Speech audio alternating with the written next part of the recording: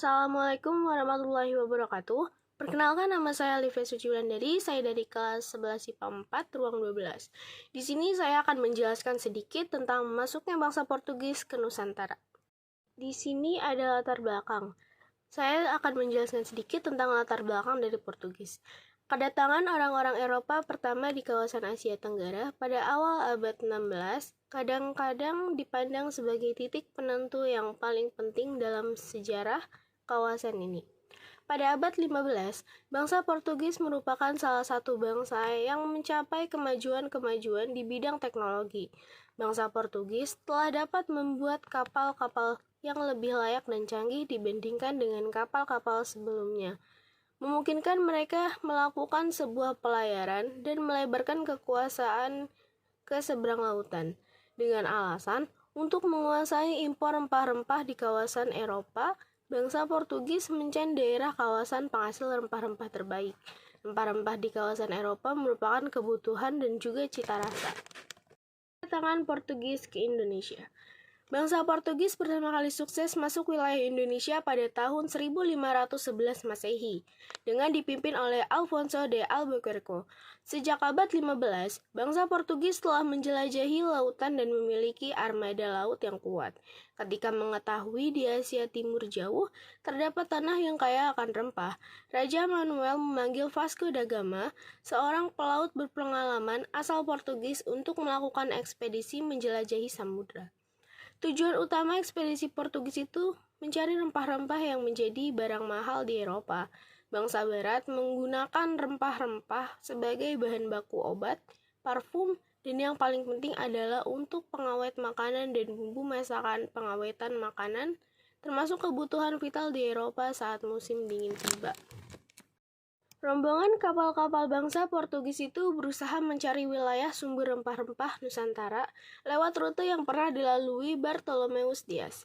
Pada tahun 1498, rombongan Vasco da Gama berhasil mencapai Calicut dan Goa, yang merupakan wilayah India. Vasco da Gama kemudian tinggal di India karena mengira daerah tersebut adalah Hindia Timur, negeri penghasil rempah-rempah. Namun, setelah tinggal beberapa tahun, dia menyadari bahwa tempat tersebut bukan penghasil rempah-rempah yang sebenarnya. Maka itu, Portugis lantas memberangkatkan ekspedisi lanjutan di bawah pimpinan Alfonso de Albuquerque untuk menuju wilayah Malaka. Armada Portugis itu berangkat ke Malaka dengan menggunakan kapal yang dilengkapi dengan peralatan perang yang lengkap seperti senapan dan meriam. Pada tahun 1511, armada Portugis berhasil menguasai Malaka dan mulai memasuki wilayah Kepulauan Nusantara yang mereka sebut sebagai Tanah India. Orang-orang Portugis pun mengetahui bahwa Maluku pada tahun 1512 mereka telah sampai di Maluku dan diterima dengan baik oleh Sultan Ternate pada waktu itu. Kesultanan Ternate sedang bermusuhan dengan Tidore. Sultan Ternate meminta pasukan Portugis yang memiliki persenjataan lengkap untuk membantu mereka melawan Tidore. Sebagai imbalan, Portugis diizinkan mendirikan benteng dan mendapatkan hak monopoli perdagangan rempah-rempah di wilayah yang dikuasai Ternate.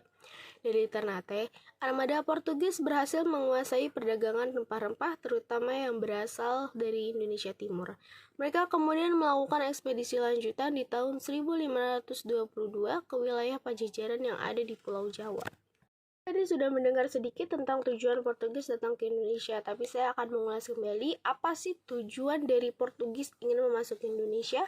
Portugis awalnya memiliki tujuan untuk menguasai negara agraris yaitu Indonesia, karena Portugis tidak memiliki kekayaan alam yang melimpah.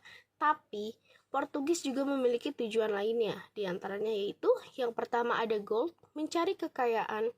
Yang kedua ada glory, mencari kejayaan, dan yang ketiga ada gospel, menyebarkan ajaran agama Kristen. Jadi saya sudah menjelaskan tentang kedatangan dan tujuan dari Portugis datang ke Indonesia. Kali ini saya akan memberitahu tokoh-tokoh dari Portugis. Yang pertama ada Bartolomeus Dias.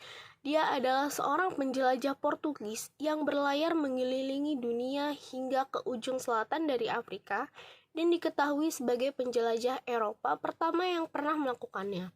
Yang kedua, ada Vasco da Gama. Dia adalah seorang penjelajah berkebangsaan Portugis yang menemukan jalur jalan laut langsung dari Eropa ke Malaka, India, dengan melakukan penjelajahan laut yang mengelilingi Afrika. Dan yang ketiga ada Alfonso de Albuquerque. Dia adalah seorang pelaut Portugis yang terkenal berperan dalam pembentukan pemerintahan kolonial Portugis di Indonesia. Saja yang dapat saya sampaikan. Kurang lebihnya mohon maaf jika ada kesalahan kata. Wassalamualaikum warahmatullahi wabarakatuh.